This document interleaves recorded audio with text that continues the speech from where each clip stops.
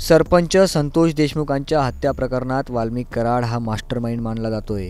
वाल्मिक कराडचे एक कारनामे सध्या बाहेर येत आहेत। भाजपाचे दिवंगत नेते गोपीनाथ मुंडेंच्या घरी घरगडी असणारा वाल्मिक कराडच्या नावावर कोट्यवधींची माया आहे। कराडच्या संपत्तीचा आकडा डोळे दिपवणारा आहे।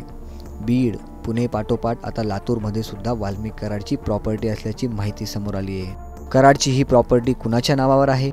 लातूरमध्ये कराडने नक्की किती प्रॉपर्टी जमवली याचा सविस्तर आढावा या व्हिडिओतून घेणार आहोत। त्यासाठी हा व्हिडिओ शेवटपर्यंत पहा आणि टाइम्स नाव मराठीला लाईक, फॉलो आणि सबस्क्राईब करायला विसरू नका।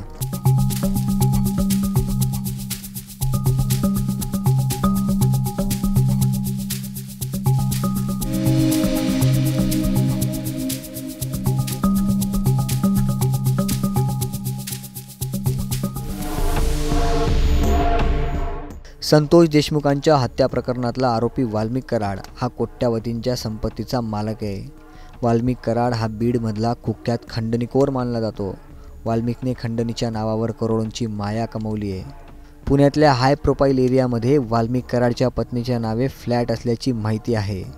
तर बीडमधल्या अनेक शेतकऱ्यांच्या जमिनी वाल्मिकने लुबाडून आपल्या नावावर केल्याचं बोललं जात आहे।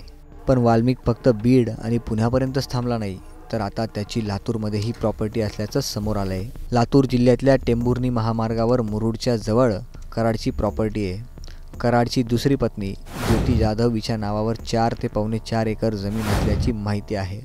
ही जमीन वाल्मिक कराडने 2023 मध्ये खरेदी केल्याची माहिती समोर आली आहे। शैक्षणिक शहर म्हणून लातूर शहराची ओळख आहे। व्यावसायिक दृष्टिकोनातून जमीन खरेदी केल्याचं बोललं जात आहे। दरम्यान या जमिनीची किंमत कोट्यवधींच्या घरात असल्याची चर्चा सुरू आहे। वाल्मिक कराडच्या 2 पत्नी आहेत। वाल्मिकची पहिली पत्नी मंजिरीच्या नावे 4.25 कोटी रुपयांची मालमत्ता आहे, तर दुसरी पत्नी ज्योती मंगल जाधवच्या नावे 17.5 कोटी रुपयांची मालमत्ता आढळून आली आहे। दोन्ही पत्नींच्या नावावर एकत्र 21 कोटी 75 लाख रुपयांची मालमत्ता आढळून आली आहे। वाल्मिकच्या दुसऱ्या पत्नीच्या नावे संपत्ती अधिक असल्याचं या माहितीतून समोर येत आहे। यावरून वाल्मिकची दुसरी पत्नी सुद्धा गोत्यात येण्याची शक्यता वर्तवण्यात येते। या दरम्यान वाल्मिक कराडच्या संपत्तीबद्दल तुम्हाला काय वाटतं? कमेंट करून नक्की सांगा।